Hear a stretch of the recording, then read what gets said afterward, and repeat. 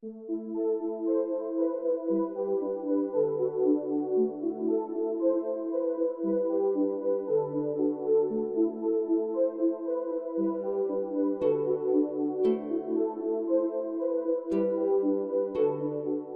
support its main focus is to, first of all and primarily, enable families with a disabled child to live an ordinary life. Secondly, it is to improve services for disabled children and their families.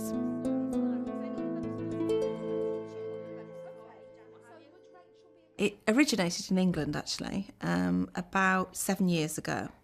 And was introduced on the back of some work that the Audit Commission had done in England that suggested that particularly young disabled children were not getting the services and the approach to services that they needed. My son had 24-hour care, he was ventilated, and we were engaging with huge amounts of practitioners and services, and we were that family at home who were just struggling and getting swamped. It's crucial. Absolutely critical that you get in with as much advice and support as you can, as early as you can. The problems build up and the stress increases and your coping mechanisms start to fail. So the earlier you get in an informed, practical way, the better.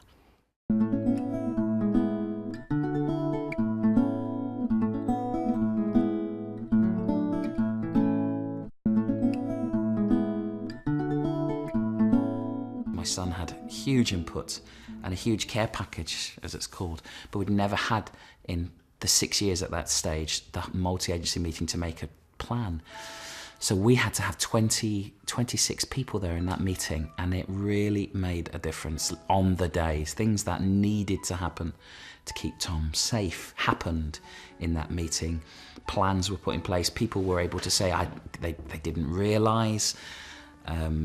It become normal that Tom was doing well, but he wasn't, and we weren't as a family, and that's really hard to either admit or to show or to share for whatever reason. And so that meeting just pulled it together in that at the time.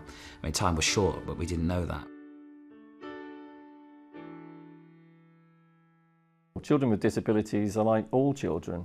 All children need the best possible start in life, but children with disabilities have particular issues, particular support needs that need to be addressed. And I think without that kind of support, you see children not getting the kind of opportunities, not getting the kind of support that they want. So it's critical, and early support is so important in that respect. It was about saying in a group, why isn't this happening? Why didn't we know that as a family? We found out things at that meeting we just never heard for 6 years, things we should have been or could have been accessing, but we hadn't been told. I think it was much more streamlined. We were able, some people, people were able to see how they were replicating what they were doing. People were able to see that what they were asking of us wasn't necessary. I think what they were able to see was that what we were asking them to do was important. At that time, our son was moving into a palliative phase, to use that jargon. It was an end of life time, but we didn't know that, how soon that would be, and it was surprising to us that people didn't know that.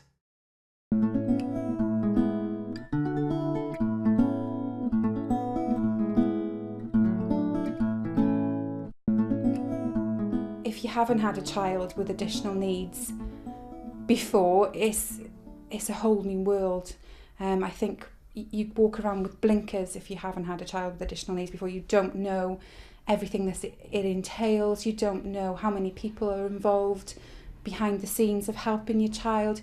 Well, when Alicia was born, she was very poorly for a long time, and we went through a process of being an ordinary family with one daughter to suddenly being thrown into this new world where it was completely different. We had no understanding of the language, no understanding of how things worked, the hierarchy within services, the fact that simple things like hospitals never spoke to each other, or doctors don't even talk to each other. And at one point we nearly lost Alicia over it when she had a heart surgery, because of the lack of communication between the two hospitals that we were at.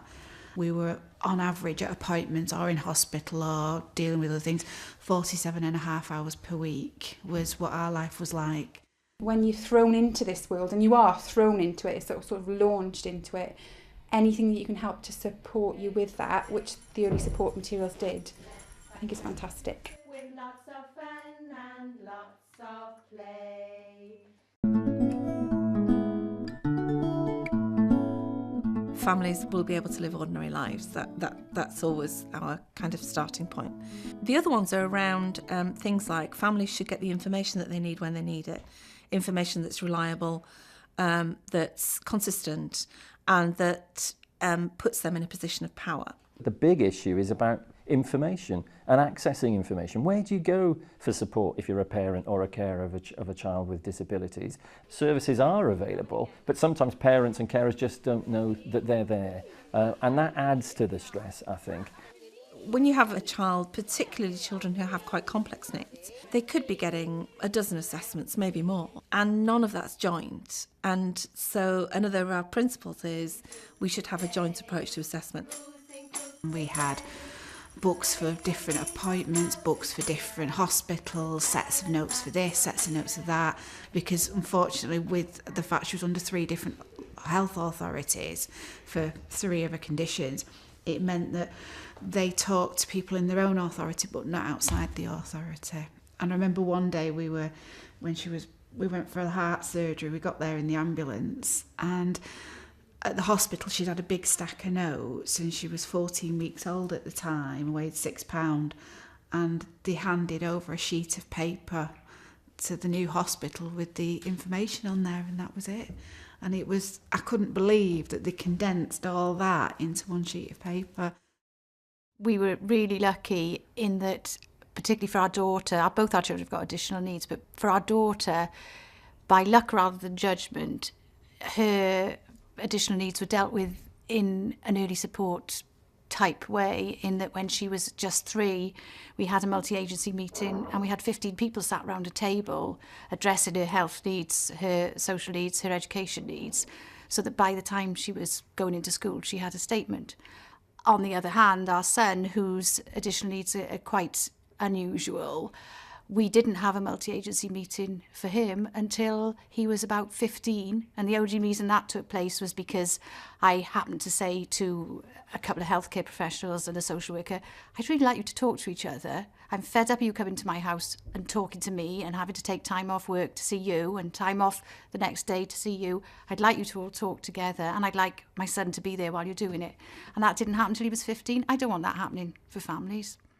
Another of the principles is that families should be able to monitor the progress of their child and celebrate the progress of their child as well. We work on that principle and say, what would that look like, and put that into action, sometimes via materials, or it could be by ways of working. Another of the principles is that practitioners should be trained appropriately to work with families. When you're at home and you're doing turn-taking games or you're playing peekaboo or something like that, does Gracie get excited? Does she show she's enjoying it? Yeah, usually we give her a blanket and she'll hide her face, and then we'll say, oh no, where's Gracie? And then she'll pull it down and wait for us all to go, yeah, she is! And she gets all excited. That's lovely. So she likes being the centre of attention as well. Early support training has been very useful. A couple of colleagues and myself have been on a whole range of training opportunities that have been provided locally and in other parts of Wales. It's been very thorough. There's been a lot of materials produced for us to take away and to show to colleagues and to use. It's been very thorough in that we've been given opportunities to watch videos of children whose parents have been using the materials, so we can see how the materials have been used with other children and other families in other parts of the country. And there are also the experts there who have produced the materials, who we can question and ask why things have been done the way they've been done.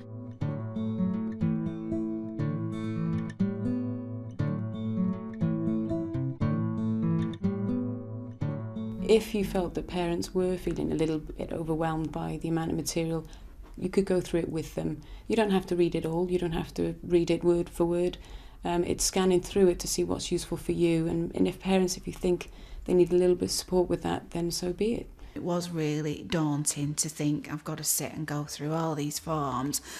But she actually sat and went through a couple of the pages of the family file for me, and it was about us as a family. It was about, what does Alicia like? What does Alicia do? You know, who is Alicia? And it actually made me sit and think, actually, what does Alicia like, and who is Alicia, and the type of person she is, and who are we as a family, and what do we want as a family? And it was the first occasion where, in all everything that was going on in our lives, we'd actually had an opportunity to say what we wanted and how we felt and how Alicia felt. Simple things like, what would you like your child to be called? You know, what's a nickname for them? And we were like, oh, Alicia Lou, isn't it? For me personally, I still use my file now. It goes to any meeting at all that I attend for Grace. So just the fact that I can store everything in it, I've got all her notes in it. I even put pictures of my child in it on some of the forms that's in the early support pack. It makes Grace a person, not a condition.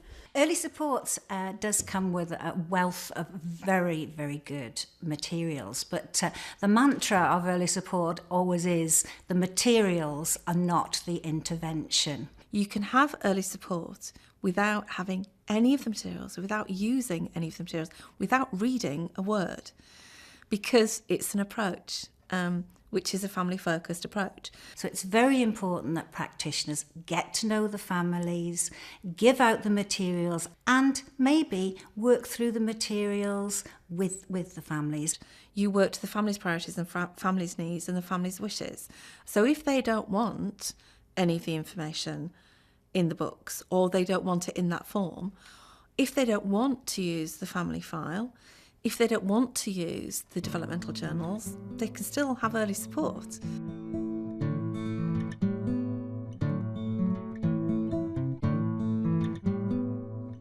It's been brilliant. I mean, the information that we've been given, loads of books to read, I must admit, but the information is there for us to look it up if we need it.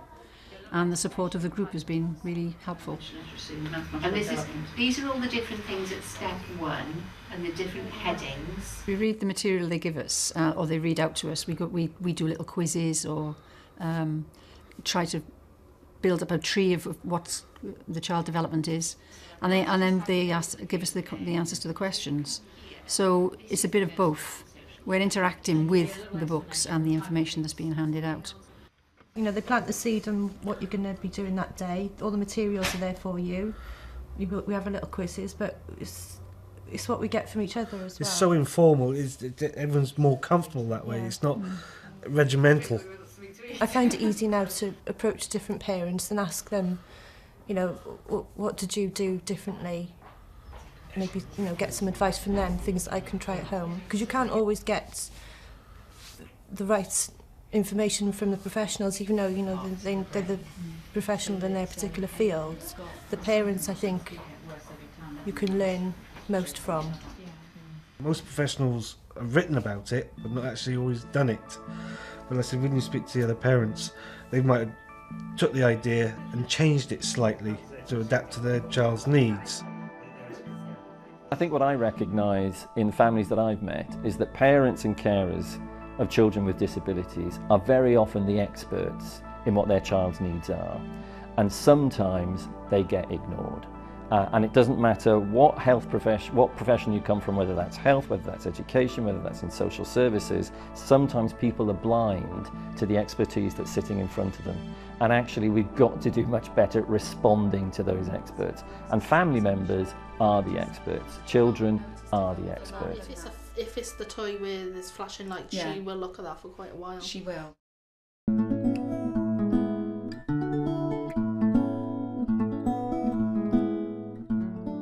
Key working really is absolutely at the heart of the early support approach. When you meet families who are coming to terms with a diagnosis that they have, that their child is disabled, they really desperately need somebody who's actually going to help them through the myriad of experiences that they're going to have in the next few months. And very often when you talk to families, they will say that that's the one thing that they never experienced. They might have been in hospital, had a baby, found out there was something wrong, found a leaflet on their bed when they came back into the ward, and then discharged from the hospital. Once we got a key worker, it was amazing, the amount of stress that was suddenly lifted off my shoulders, and I was no longer a PA, I was no longer constantly on the phone. I actually had time in the day, and I could sit down and actually read a magazine, which I'd not done for a long, long time. And we could actually play, we could do things with my other daughter that we'd not had the opportunity to do because Mum was always on the phone constantly. People think that key working has got to be somebody, a person who is a key worker and does nothing else but perhaps do a one-to-one with the family. That's not really the case, because what we're talking about in early support is that key working is a way of working, it's an approach, and it covers probably 4 main areas. It's about being able to give people the information that they need and signpost them to the information that they might need. It's about coordination. It's about helping a family coordinate what might be 20 different professionals. It's about planning as well, because families need to know where they're going. More than anything else, it's about the emotional support that a family may need at different parts of that journey. Now, that all sounds incredibly complicated, and it could sound as if it's going to be really expensive, but the point is actually that's not rocket science. None of those things are rocket science. It's about a way of working, and it's about people feeling confident that they can provide that range of support to a family, and the multi-agency team that's helping that family through their journey to actually decide which person around that table is actually best placed to take on those roles. So it might be an occupational therapist, might be the social worker, might be an educational psychologist. But it's one person who that family can then say, right, when I'm really up against the wall, I know that I can pick up the phone, I know that person will be able to help me through the next bit and is going to be there over the long term.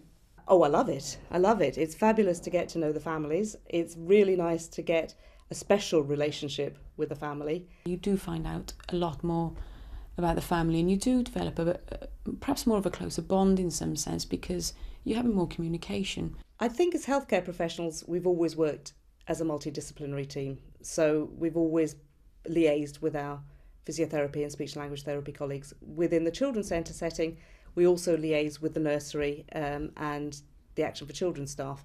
But I think now we perhaps work a little bit more closely with education and social services. So we were always a multidisciplinary team, but now we're a multi-agency team. I had no idea about housing association benefits, lots of different areas outside of education. I had absolutely no idea a lot of these services existed. Families find them very, very useful, and for me, I found it very useful to get to know that they do exist. And it's helped me in my other role as an educational psychologist, because now I feel much more confident and more able in signposting parents to other services they legitimately should have access to. We have regular meetings as well, where like workshops, and they bring on different professionals to the workshops, and it makes you realise how many people are out there and what they can offer as well. So your resource base gets bigger and bigger, so that you know where to go for the information, any help you need, any services you need. So it really does broaden your knowledge base.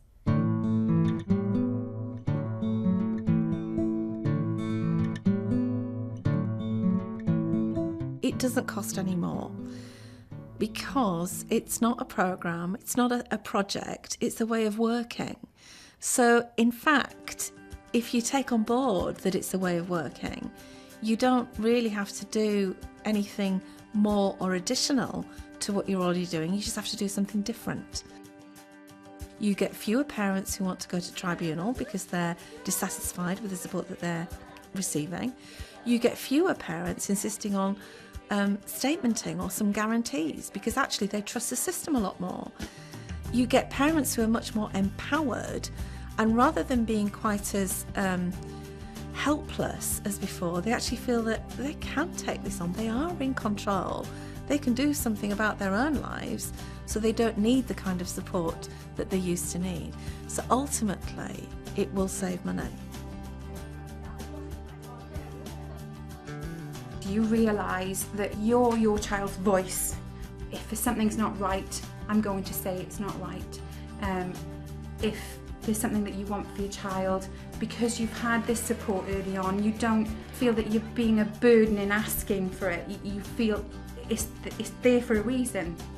The centre revolves around what Jack needs in sensory work and throughout his life, not just his vision.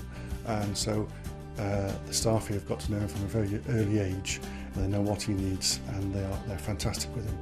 And as I've always said to the staff here, if I could bring him here every single day, I would.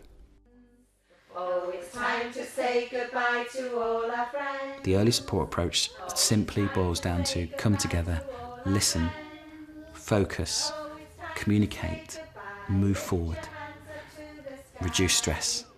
Give a wave and say goodbye to all our friends.